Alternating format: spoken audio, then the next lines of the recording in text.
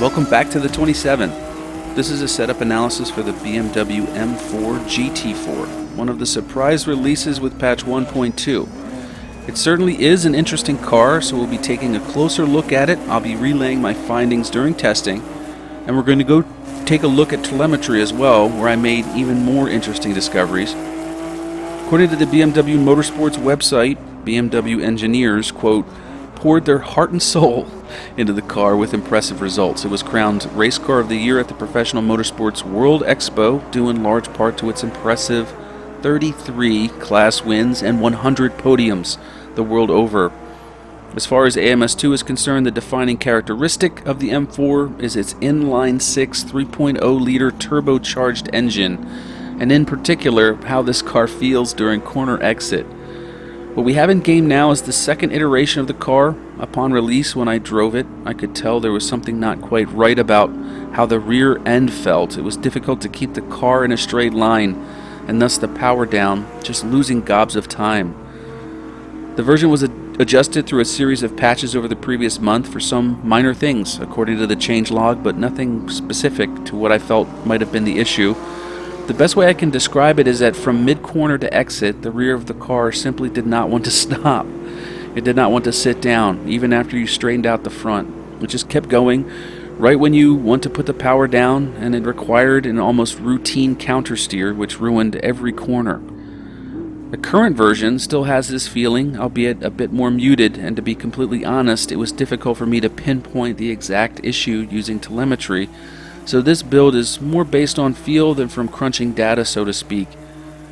But let's talk about some of the good things first. It has a turbo, meaning it's going to be quite strong at higher track altitudes. It corners very well, especially over curbs, and it's always willing to follow its nose and go where you want it to go. It has suspension options, and for a GT4 that is a welcome change from the other cars in its class. Ultimately, it feels nimble, and it may have something more to offer all the time, which is a good feeling. That is until you've reached the corner exit.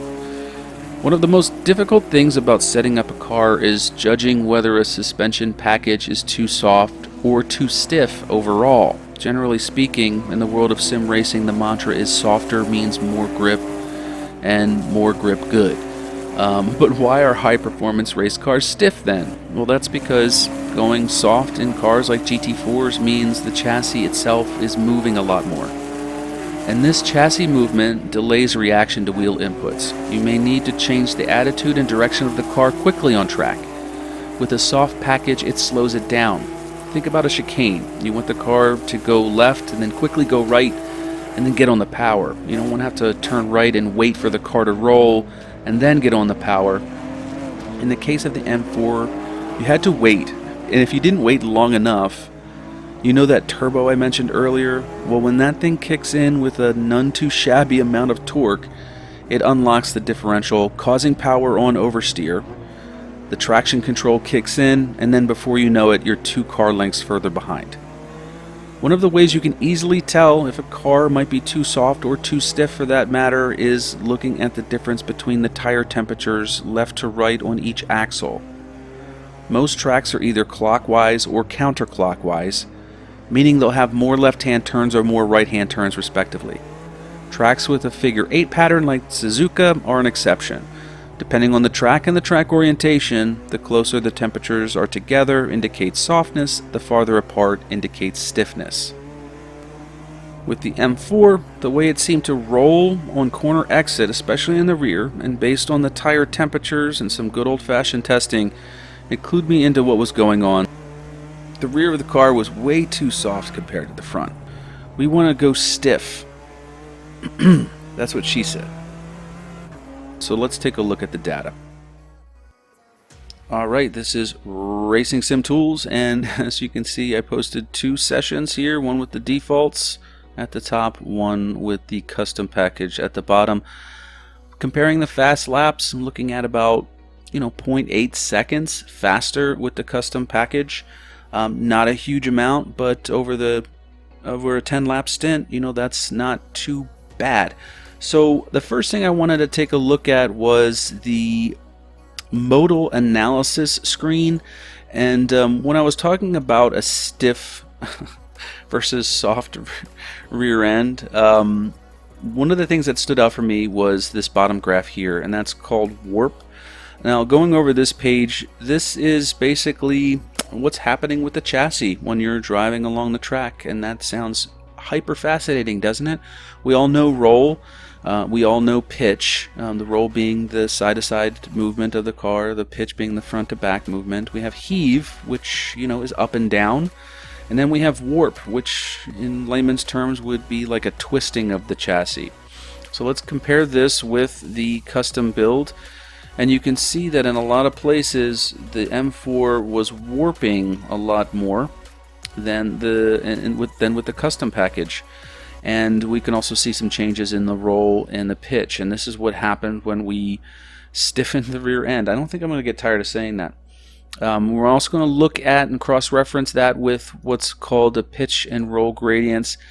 These types of things are not really that informative. Let me check. Let me adjust some of these parameters here. So I'm going to put 0.87 from what I believe it is. I'm talking about the spring installation ratio. So that looks better. So these charts are the pitch and roll gradients. This is the front roll, this is the rear roll, and this is the pitch of the car.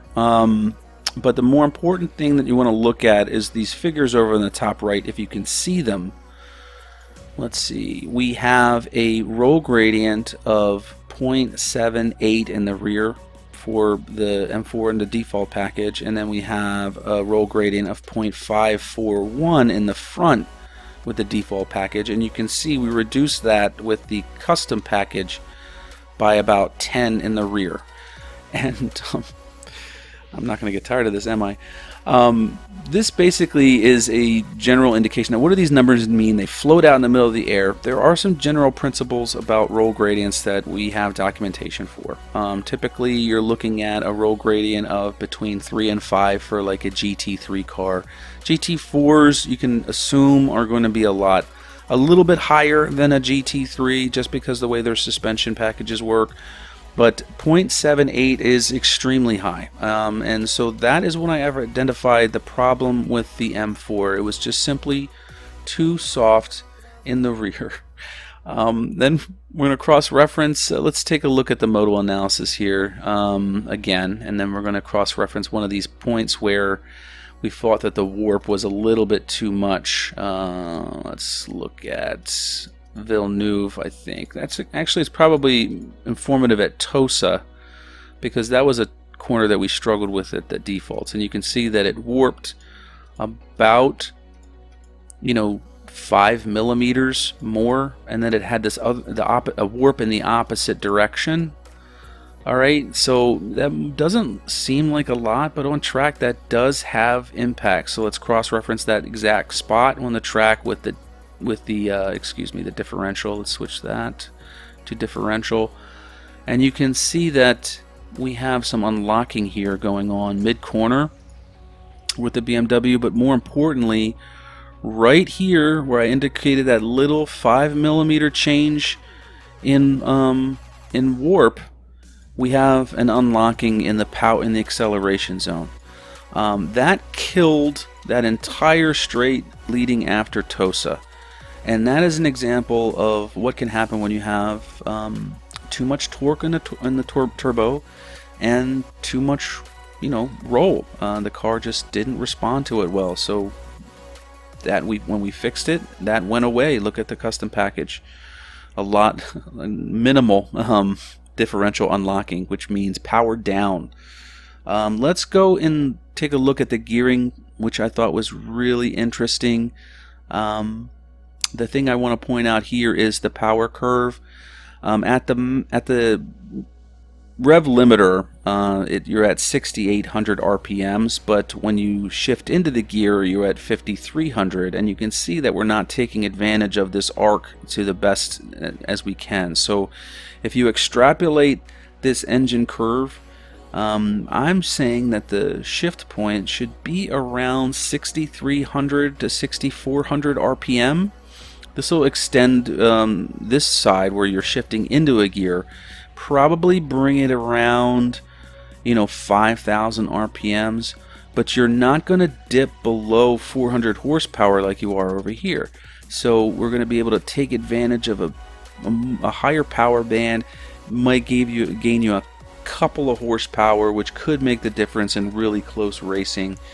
Finally, let's take a look at the aero package. Why do I look at an aero package with a GT4? They're not aero cars. Well, they have some, so it's not that something that you want to avoid.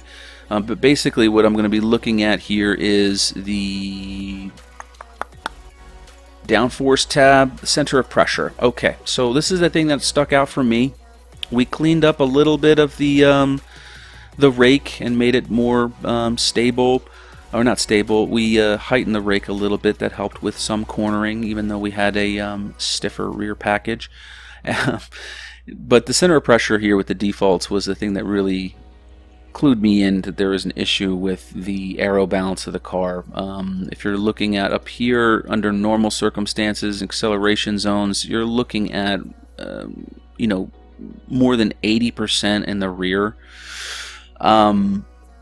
So we tried to do our best by bringing that down. There's not much we can do besides just adjusting, reducing the rear wing and maybe raising the rake. I didn't want to raise the rake anymore to give it more front, bring the center of pressure to the front a little bit more, which would be around in the 60s or something like that. But this basically means, long story short, is we could get rid of the rear wing altogether and the car had enough rear downforce. So that could, give you some straight line speed and help you keep up with a Porsche or something, and you'd be good to go.